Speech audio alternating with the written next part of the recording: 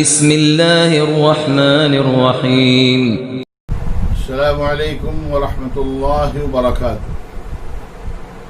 الحمد لله رب العالمين والصلاة والسلام على أشرف الأنبياء وسيد المرسلين محمد بن عبد الله الأمين وعلى آله وصحبه أجمعين ومن تبعهم بإحسان إلى يوم الدين وبعد.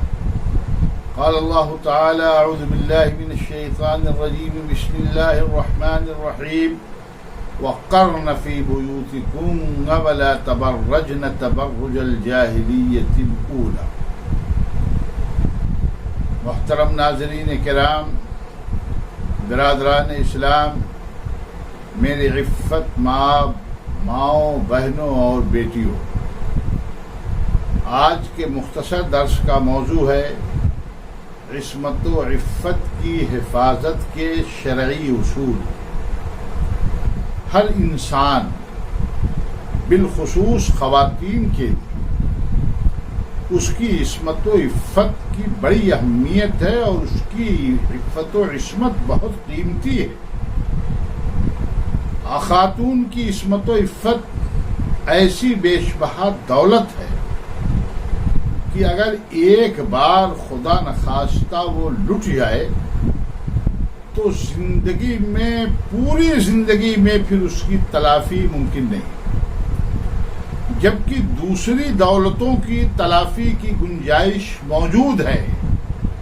پیسہ گم ہو گیا، پیسہ لوٹ لیا گیا، زیورات لوٹ لیے گئے، جائیداد غصب کر لی گئی، اس بات کا چانس ہے یہ چیزیں آپ کو دوبارہ مل سکیں، لیکن اگر کسی خاتون کی عصمت لٹ گئی تو ایسی صورت میں اس کی تلافی کی کوئی شکل نہیں ہے۔ اسی لیے ہمارے مذہب اسلام نے خصوصاً عورت کی عصمت و عفت کی حفاظت پر بڑا زور دیا ہے اور قرآن و حدیث میں اس کی جانب توجہ دلائی گئی ہے اور اس کے لیے رہنما اصول بتائے گئے ہیں۔ آج کے اس درس میں چند رہنما اصولوں کی جانب اشارہ کیا جا رہا ہے۔ نمبر 1، اسلام نے اس بات کا حکم دیا کہ کوئی عورت بلا ضرورت گھر سے باہر نہ نکلے، اور اسی طریقے سے وہ بے پردگی کا مظاہرہ نہ کرے، وہ اپنے گھروں میں رہیں، باہر نکلیں تو پردے کا اہتمام کریں، پردے کے ساتھ رہیں۔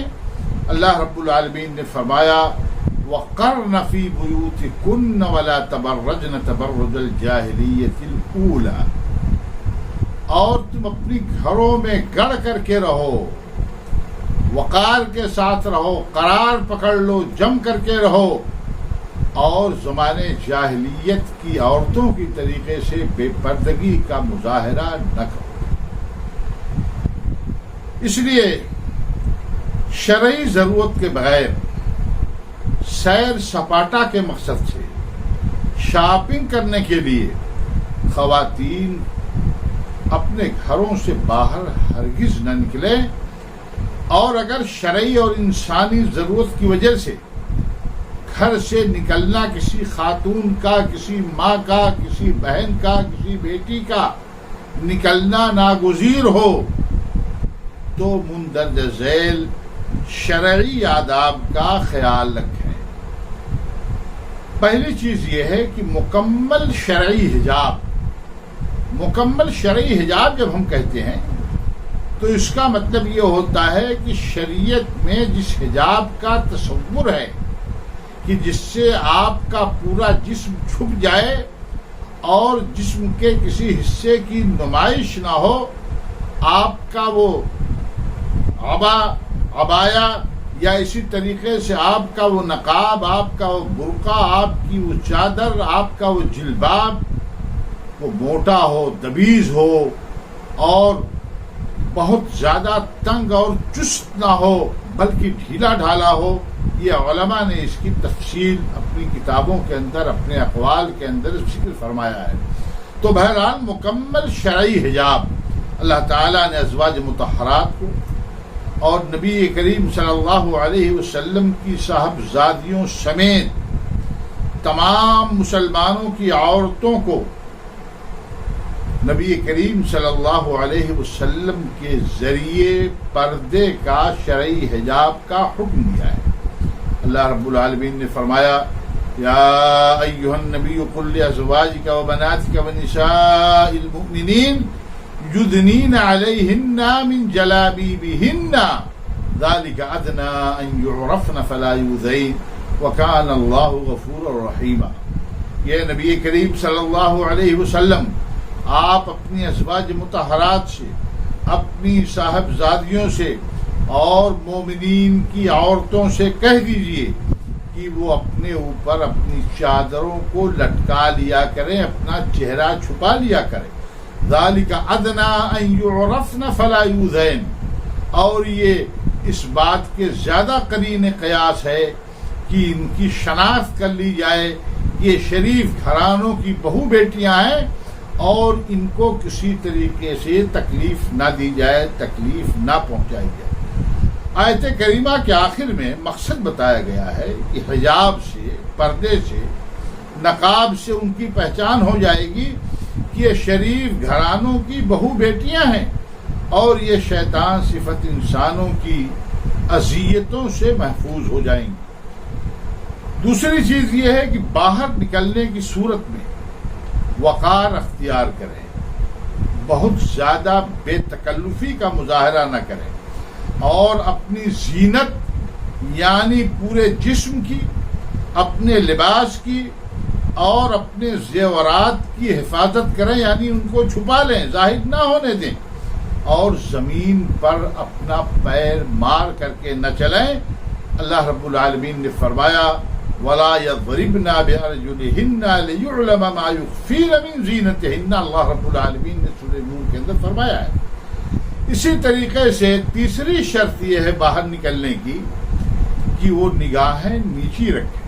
اللہ رب العالمین نے حکم دیا ہے کہ قُلْ لِلْمُؤْمِنَاتِ يَغْضُضْنَ مِنْ أَبْصَارِهِنَّ، اللہ رب العالمین نے فرمایا کہ نبی کریم صلی اللہ علیہ وسلم مومنہ خواتین سے آپ کہہ دیجئے، ان کو حکم دے دیجئے کہ وہ اپنی نگاہوں کو نیچی اور پست رکھیں۔ چوتھی چیز یہ ہے کہ مردوں کے ساتھ اختلاط اور میل جول سے بچیں۔ راستے میں چلنا ہو تو راستوں کے کناروں سے چلیں۔ ایک بار مسجد نبوی سے نماز کے بعد نکلتے ہوئے مردوں اور عورتوں کا باہم اختلاط ہو گیا، مرد و خواتین باہم ایک دوسرے کے ساتھ ہو گئے۔ اللہ کے نبی صلی اللہ علیہ وسلم نے جب یہ صورتحال دیکھی تو اللہ کے نبی صلی اللہ علیہ وسلم نے فوراً اس پر نوٹس لیا اور خواتین کو آپ نے مخاطب کر کے فرمایا استاخرنا، تھوڑا تم لوگ پیچھے ہو جاؤ۔ اس سے معلوم ہوا کہ عورتوں کو مردوں سے اختلاط نہیں کرنا چاہیے اور مردوں اور عورتوں کو الگ الگ رہنا چاہیے۔ اسی طریقے سے پانچویں چیز یہ ہے کہ کسی اجنبی سے گفتگو کی ضرورت ہو تو اپنی گفتگو میں نرمی یا لوچ نہ آنے دیں اور اعتماد کے ساتھ، وقار کے ساتھ بات کریں۔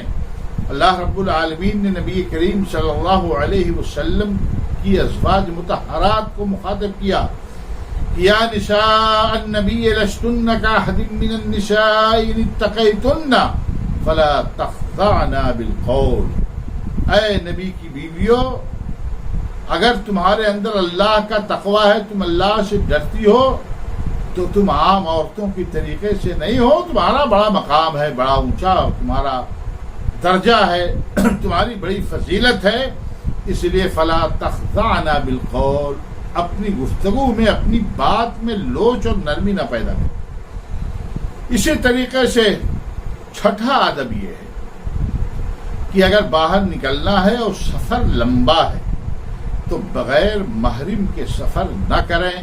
حدیث میں اس کی سختی سے ممانعت آئی ہوئی ہے۔ اسی طریقے سے باہر نکلنے کا ایک ادب یہ ہے کہ کسی اجنبی کے ساتھ تنہائی اور خلوت میں نہ ہو۔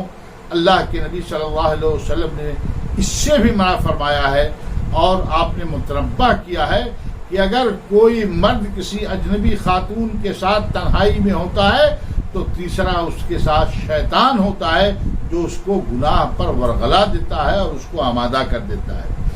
اسی طریقے سے 8واں اصول اللہ کے نبی جناب محمد رسول اللہ صلی اللہ علیہ وسلم نے یہ بیان فرمایا ہے کہ اگر کوئی عورت شرعی ضرورت یا انسانی ضرورت کے تحت گھر سے باہر نکل رہی ہے تو خوشبو استعمال نہ کرے، خوشبو لگا کر کے باہر نہ نکلے۔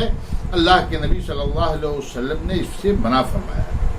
اسی طریقے سے خواتین کو چاہیے کہ لباس میں، پوشاک میں، چال ڈھال میں، یہاں تک کہ گفتگو وغیرہ میں مردوں کی مشابہت اختیار نہ کریں۔ کوئی عورت، کوئی خاتون مرد بننے کی کوشش نہ کرے۔ اللہ کے نبی صلی اللہ علیہ وسلم نے ایسی خواتین پر لعنت بھیجی ہے جو خواتین کسی بھی چیز کے اندر مردوں کی مشابہت اختیار کرتی ہیں۔ لعن اللہ المتشبہات بالرجال، اللہ رب العالمین کی لعنت ہو ایسی عورتوں پر جو مردوں کی مشابہت اختیار کرتی ہیں۔ اسی طریقے سے موجودہ دور میں موبائل فون کا بہت محتاط استعمال کریں اور موبائل کے فتنے سے بچیں۔ اگر مسلم عورتیں، ہماری مائیں اور بہنیں اور بیٹیاں ان اسلامی اصولوں پر عمل پیرا ہو جائیں تو انشاءاللہ ان کی عصمت و عفت کو کوئی خطرہ نہیں ہوگا۔ اللہ تعالی ہماری ماؤں اور بہنوں کو، بیٹیوں کو ان اصولوں پر عمل کرنے کی توفیق بخشے۔ آمین۔ وآخر دعوانا ان الحمد للہ رب العالمین۔ والسلام علیکم ورحمۃ اللہ وبرکاتہ۔